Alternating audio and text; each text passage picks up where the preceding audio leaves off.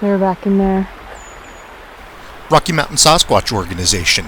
We're in Northern California investigating Bigfoot sightings. There's a plethora of sightings in the northern part of the state. As a matter of fact, California boasts the number 2 most Bigfoot sighting reports out of anywhere in the world. The northern part of the state is just vast and huge. We consider it part of the Pacific Northwest. We're concentrating between Crescent City and Island Mountain, California, because of the Bigfoot sighting reports that we have received from those areas. Even though this is just a small part of Northern California, it still stretches 150 miles, and there's dozens and dozens of reports in between these 2 locations. So we're going to take a look around for Bigfoot activity, and I'm going to tell you about these 2 sighting reports that motivated us to come into the area, on top of the dozens and dozens of others that are coming out of the area. Dorothy Sue writes on our YouTube page. Here's her Bigfoot sighting report. I started coming to Oric, California in 1964. I'm from Los Angeles, and we had a family that lived there. I spent all summers there in the 70s. I moved there in 1998, opened a burro shop on our property right on Highway 101. Stayed there for a few years, then moved back to Los Angeles. Last year I went up to visit my family. I was driving on the old road by the campground, which used to be the road to Crescent City before they put in the bypass. It was about 8 p.m. and I pulled over to give my son his medication. He has autism. When I was done, I looked up and I saw him. He had already crossed the broken yellow line and was headed into the forest. I honestly thought my heart stopped. I just couldn't believe it. I kept saying, "Please don't look at me." I was so freaking scared. He was walking straight ahead, covered in fur. He looked about 7 feet tall. Once he disappeared out of my sight, I started up my truck, and we went to look to where he entered the forest. I didn't see anything. All my life, I never had believed that he existed. I can show you the exact spot. Thank you for your Bigfoot sighting, Dorothy Sue. This is one of the reports that brought us into the area to take a look around. The next Bigfoot sighting report and experience was emailed to us from Linda Louise Butler. Her Bigfoot report took place 150 miles south of Dorothy's in a camp on Island Mountain. Linda writes, the Bigfoot attack happened in the summer of August 1971. The logging show was being run by a Victor Jabolinski. We had a crew of up to 10 guys, of which my husband was one of them. I was the camp cook at the time. We stayed at the camp in Island Mountain during the week and would go back to town on the weekends for supplies. We were so far back in, it took many hours to drive from Laytonville, California to the camp in Island Mountain. The day before the attack came, I had taken my husband his lunch where he was cutting timber. Look at this, he told me. There were many small trees ripped out of the ground near where we had cut trees the day before. They would have been about 4 feet tall when standing, but they were piled up like carrots. I've seen bears go through an area and do strange things, he said, but nothing ever like this. We sat down and ate.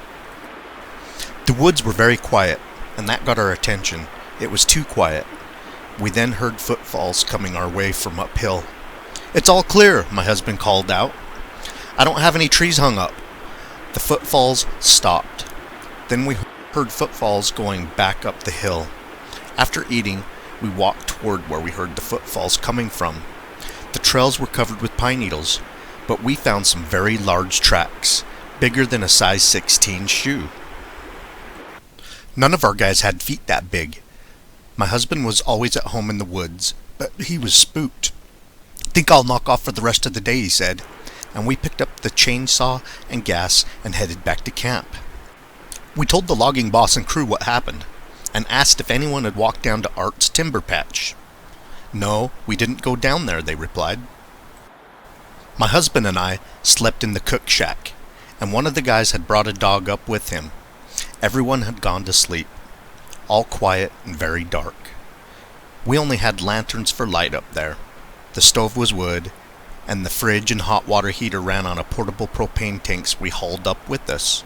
So keep in mind, no phones, no radio. We were very isolated. So I'm awake thinking about what to cook in the morning, and I hear Blackie, the chicken dog, begin to whine like I've never heard him before. He was on a chain just outside the cook shack. All of a sudden, he ran under the cook shack and really began to whimper and whine. I looked at my husband, who was sound asleep, looked out the window to the shack where the crew slept. No lights came on. No one was up. Next came the sound from above us, on the ridge, where the landing was. It sounded like boulders and trees were being pushed down the ridge. It got louder and closer. No one else is hearing this, I thought. Next came a scream, high, shrill. As close as I could describe it was high-pitched, like a bull elk in a rut, but there were no elk anywhere near that area. At breakfast the next morning, I asked the guys about all the noise over the night. They said I must have had a nightmare or something. When they reached the log landing after breakfast, well, that was a different story. The cat they used to drag the logs had been pushed, and a 55-gallon diesel barrel had been picked up and bent over the blade of the cat, like a beer can. Large footprints were all over the landing. Vic had to drive to Garberville to make phone calls to report it to the insurance company. They sent a man up to take photos. Never did get to see them. One of the crew was a Modoc native man. He came back, backpacking up with his gear, and left. His name was Larry Layton. I've never seen a grown man look so shaken up in my life.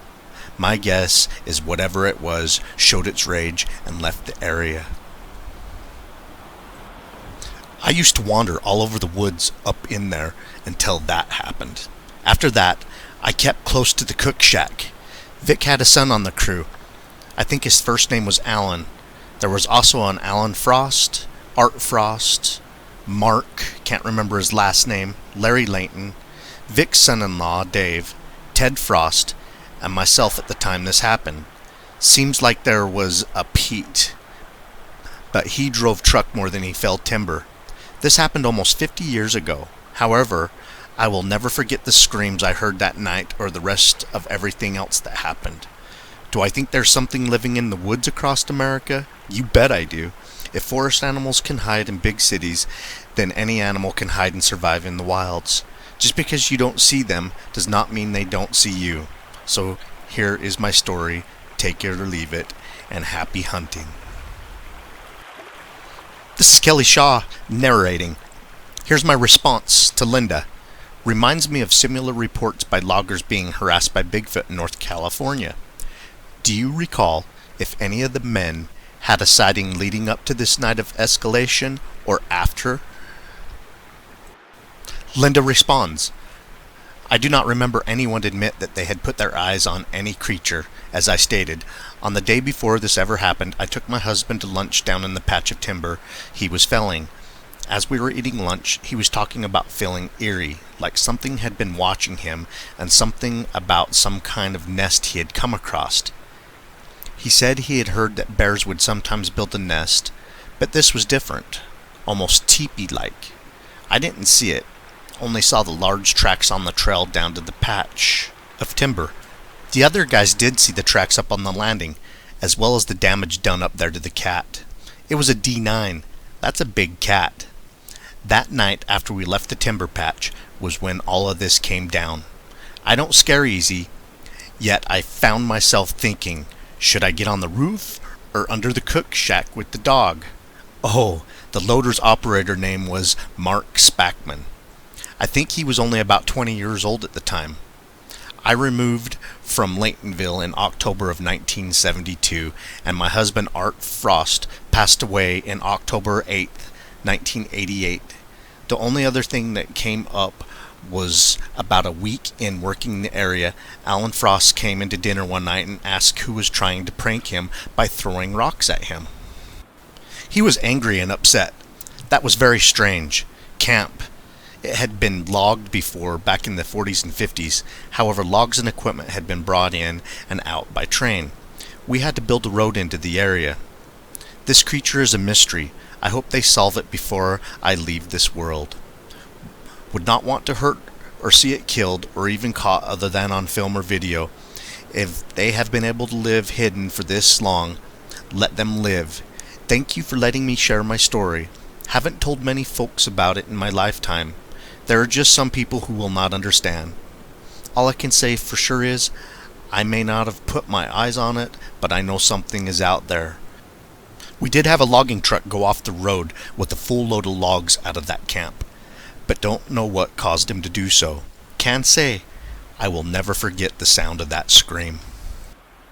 I respond to Linda, thank you for the detail. Enjoyed hearing about your experience. Linda responds, you are most welcome. Only wish I could have said myself or crew put eyes on it. Only damage, tracks, rock throwing, and feelings of being watched and hearing the screams. Our crew were the only humans around for miles. Sure wish I could find some folks that were there at the time to back up what happened. I respond to Linda, I feel you already have backup. This is the third logging crew in California to be harassed by Bigfoot that I'm aware of. Maybe more. Seems the Bigfoot don't like logging activity. Linda responds, perhaps some of the logging crew are still out there and alive that may be able to add to this event. I was young at the time, and I am now close to 70 years old. Should you post this and get any feedback, please let me know. I have wondered and thought about this event for years. Things that have happened in the woods that no one wants to talk about. People would think we were crazy once you reach an age you don't care what they think. I know myself what happened. Hope someone else recalls this also. I kind of compare to finding this animal to a deer hunt. People that don't hunt think a person just drives out into the woods and Bambi is standing there with the bullseye painted on his side. Having spent many years in the woods, I have seen people walk right past deer, bear, even watched a cougar follow a man along a ridge right above him. He didn't even have a clue. We were in this world, messing up his backyard. Of course he would get upset. I know I would. Then I respond, okay, I'll keep you in the loop. If anyone responds to this blog that was involved, I will sure let you know, Linda. Appreciate your Bigfoot sighting report. We love the area between where your Bigfoot activity happened all the way up to Crescent City. This part of California is a Bigfoot sighting hotspot. I hope you all enjoyed. Keep on watching. We're going to keep on squatching.